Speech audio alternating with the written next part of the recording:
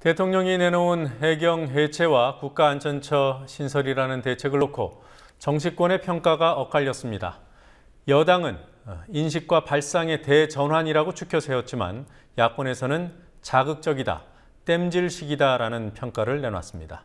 오늘 정치권 소식 김진희 PD 연결해서 알아보도록 하죠. 김진희 PD. 네, 김진희입니다. 네, 대통령의 대국민 담화에 대한 여야 평가 구체적으로 전해주시죠. 야권에서는 대통령이 내놓은 해경 해체, 국가재난안전처 신설 등이 적절한 대책이 아니라는 부정적 반응과 함께 특검 도입 등을 통한 진상규명을 강조하는 의견이 나왔습니다. 새정치민주연합 박광온 대변인은 참사의 총체적 책임에서 자유로울 수 없는 청와대가 내각의 책임을 언급하지 않았다며 해경 해체는 지극히 자극적인 처방이라고 지적했습니다. 정의당은 국가재난안전처 신설이 땜질식 대책일 수 있다면서 진상조사가 우선돼야 한다고 밝혔습니다.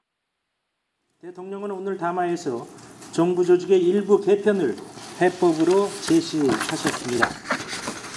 그러나 대통령께서 취임 직후에 직접 제안해서 국회를 통과한 박근혜 정부의 정부 조직이 제대로 작동하지 못했다면 그에 대한 철저한 자성과 성찰이 선행돼야 할 것입니다.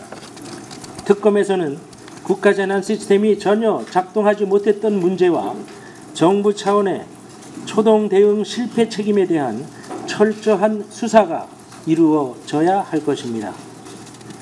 국민의 생명을 저버린 정부의 책임에 대해 성역 없이 철저한 수사를 담당할 특검이 반드시 필요한 것입니다. 단기적인 수사와 대책은 대통령이 할 수 있지만 철저한 진상조사와 규명은 청와대 혼자 절대로 할 수 없습니다. 대통령이 혼자 해결하겠다는 철학이 단기적 땜질 처방만 나열하는 담화가 되었습니다. 세월호 참사의 근본적 해결을 위한 유일한 답은 대통령은 빠지고 독립적인 범국민 조사기구의 구성이라는 것을 다시 한번 밝혀둡니다. 반면 새누리당은 솔직하고 진솔한 담화였다면서 충격적인 사고에 대한 인식과 발상의 대전환을 지시했다고 긍정적으로 평가했습니다. 대통령이 담화를 발표한 직후에 아랍에미리트로 출국을 했습니다. 이에 대해서 야권에서 적절치 않다 이런 의견이 나오고 있다고요? 네, 민주연합 박광온 대변인은 과연 이 시점에 꼭 행사에 참석하기 위해 출국해야 하는지 많은 국민들이 공감하지 못한다고 말했습니다. 정의당에서도 세월호 참사 수습보다 더 중요한 일이 없는 이때에 특히 안전 문제 논란을 빚고 있는 원전 관련 행사에 참석하기 위해 출국한 것은 적절하지 않다는 비판이 나왔습니다. 국민들의 목소리를 듣고 특히 이제 유가족, 실종자 가족들의 목소리를 들어야 될 굉장히 중요한 시기에 이 문제보다 급한 문제가 없을 텐데 출국하는 것은 적절치 못한 처사라고 생각이 들고 특히 세월호라고 하는 사건이 안전과 관련된 굉장히 중요한 문제인데 이 원전이라고 하는 것은 굉장히 중요한 안전과 관련돼서 지금 아직도 여전히 문제가 되는 것인데 이것을 위해서 출국한다고 하는 것은 대통령이 어떠한 이 문제에 대한 책임을 지는 것인지에 대한 불분명하다는 생각이 들고 적절치 못하고 옳지 않은 처사라고 생각합니다. 네, 정치평론가들은 오늘 담화를 어떻게 분석하던가요? 대통령이 최종 책임은 본인에게 있다고 언급한 것에 대해서는 긍정적 평가를 내렸습니다. 하지만 해경 해체에 대해서는 아직 수색 작업이 완전히 끝나지 않은 상황에서 성급한 조치라는 지적이 나왔습니다. 해경 경비정과 목포 해경 간 교신 파일이 어제 공개돼 해경이 선내 진입 지시를 받고도 들어가지 않은 사실이 드러났는데 대통령이 해경 해체를 발표하면서 해경에 물어야 할 사법적 책임이 흐려질 공산이 있다는 지적도 있었습니다. 시사평론가 김종배 씨는 대통령이 국회와 국가안전처가 할 일을 제안만 하는 데 그쳤다면서 적절한 사과로 보기 힘들다고 말했습니다. 지금 본인이 그러니까 최종 책임자로서 사과를 한 거잖아요. 최종 책임자로서 그에 걸맞는 본인부터 할 수 있는 걸 내놔야 돼요. 본인부터 할 수 있는 걸. 근데 그런 것들은 뒤로 쏙 빼고 주로 예를 들어서 공직자윤리법이라든지 정부 조직법이라든지 대부분이 국회로 공을 넘겼어요. 입법이 필요한 것들을 쭉 제안을 나열을 하면서 책임지면서 내가 이걸 하겠다라고 하는 다짐이 아니라 거의 대부분이 제안이라는 거예요. 과연 이게 적절한 사과라고 볼 수 있는 건지는 저는 좀 그렇게 보기엔 좀 힘들 것 같아요.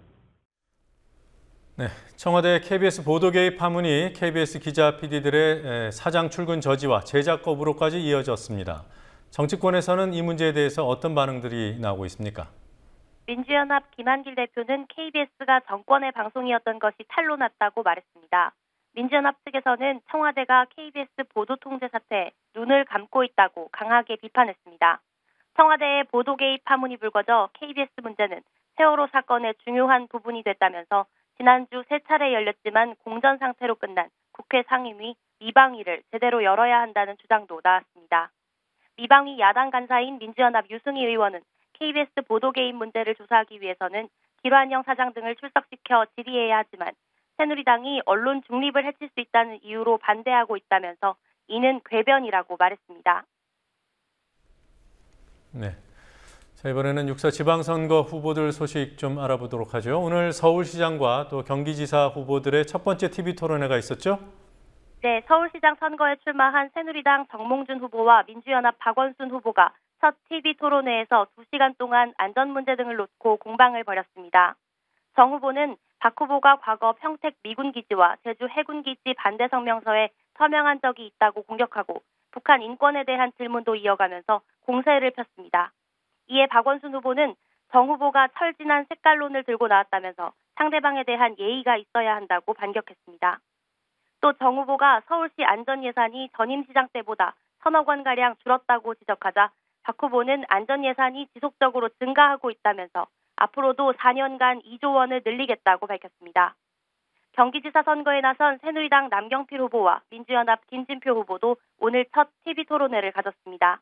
남 후보는 김 후보가 내놓은 보육교사 7만 명의 공무원 전환 공약이 현실성이 떨어진다고 비판했고 김 후보는 중앙정부와 지방정부가 나눠 부담하면 어려움 없이 이행할 수 있다고 반박했습니다. 국민TV 뉴스 김진희입니다. 네, 김진희 PD 수고했습니다.